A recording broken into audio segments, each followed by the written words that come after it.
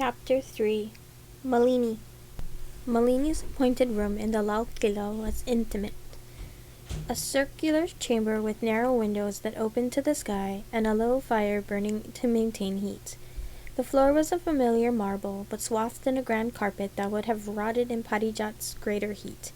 A hand-sewn expanse of knotted goat's wool depicting the moon and stars, and prey animals running across snow.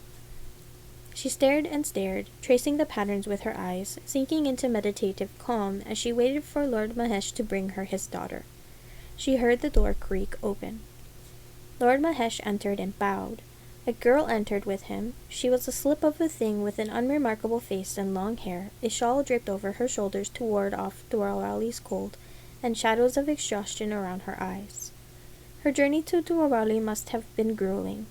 Malini wondered if Mahesh had even allowed the girl a moment to rest before dragging her into Malini's presence. "My daughter, Deepa," Lord Mahesh said, urging the girl forward with a hand at her back. Deepa stumbled, bowed hastily. "As I told you, she is a biddable girl and only a few years your junior. I am sure she will be an able addition to your court." It was laughable to mention Malini's court when she had none to speak of. Oh, she had her high-born lords and princes, and she had Lata, but she had no court of women, no heart sisters to share her secrets with, no elder women or grandmothers to counsel her, and no daughters of allies to foster ties with. That had to change. "Thank you, Lord Mahesh," Malini said. "You may leave her with us. I'll be sure to make her welcome." Her mouth tilted into a smile. "I know Prince Rao has been searching for you." "Empress," Mahesh said, bowing his head. Then he turned and departed. Deepa was still staring at her own feet. The crackle of the fire filled the silence. Lata stood by the hearth and met Malini's eyes briefly, a question in her own gaze. "What are you going to do with her?" Lata's eyes said. "What use is this girl to you?" "What are your skills, Lady Deepa?" Malini asked. Deepa's head darted up. "Skills, Empress?" "Yes," Malini said patiently. "What do you bring to my service?" Deepa lowered her eyes again, clearly embarrassed. "Look at me," Malini wanted to say.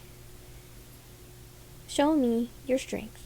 Do not be timid for my sake." "I like to read," Deepa admitted softly after a moment. "To study. I am not a good musician, or I don't tell really very good jokes, but I can work, and I like numbers, if you need anyone for such work." Numbers and scholarship. Those were not skills taught to a daughter intended for marriage.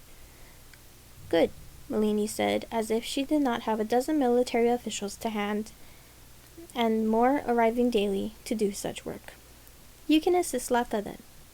"I am the Empress Malini's sage," said Lata, then nodding in acknowledgement. "I would be glad of your help, Lady Deepa." Deepa stammered out thanks and said, "Anything you or the Empress needs of me, I am honored to do."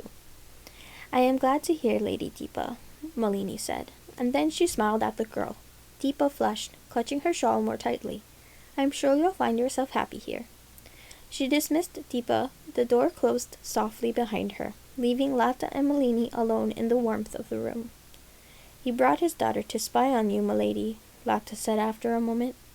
"Of course he has," Malini said easily.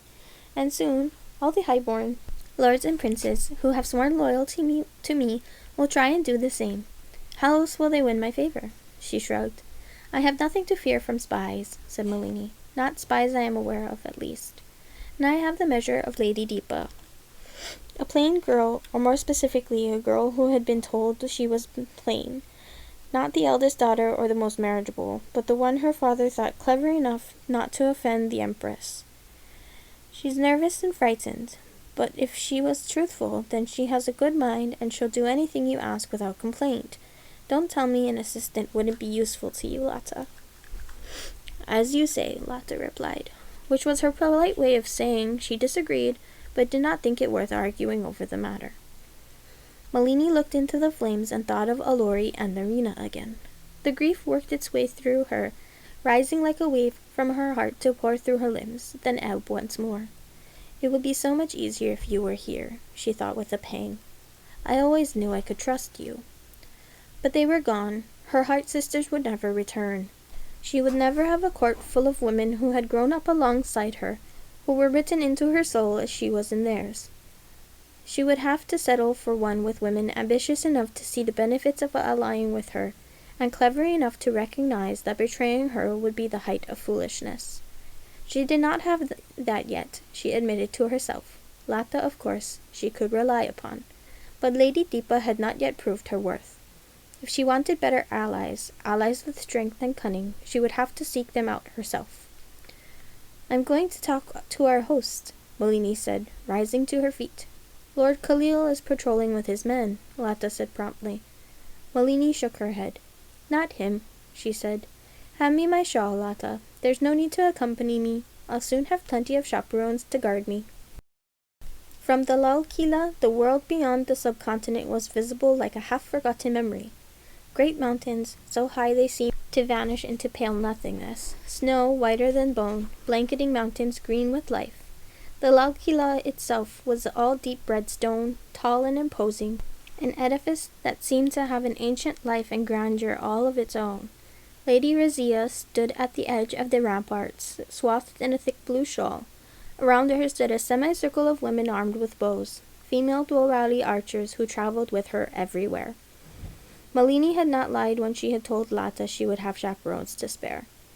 When Malini's army had first arrived at the Lal Kila, Lady Razia, Lord Khalil's wife, and the mistress of the Lal Kila, had greeted Malini's army at the gates on horseback. She had looked like a seasoned general waiting for battle, her face turned toward the full mass of Malini's forces unflinching, her saber gleaming at her hip. Even now, clad in a delicately embroidered salwar kameez, with the dupatta laid demurely over her hair, she had the look of a soldier about her.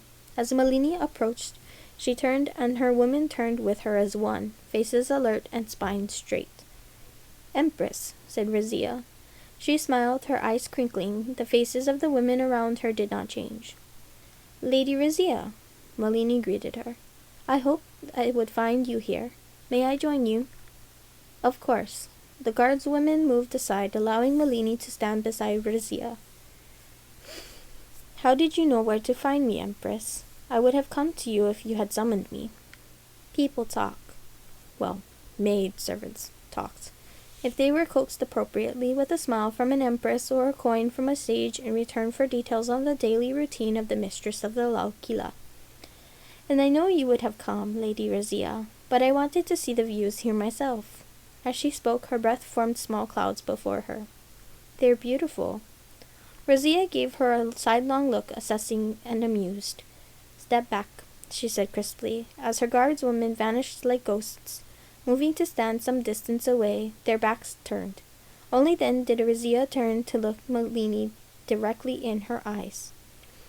"Although I would like to remark upon the beauty of the Dorwali to you and ease you into a discussion of favors," Razia said, "I find I must take advantage of our privacy to be frank.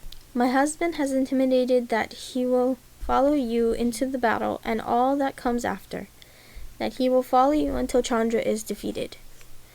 "He told me as much the same," Malini said.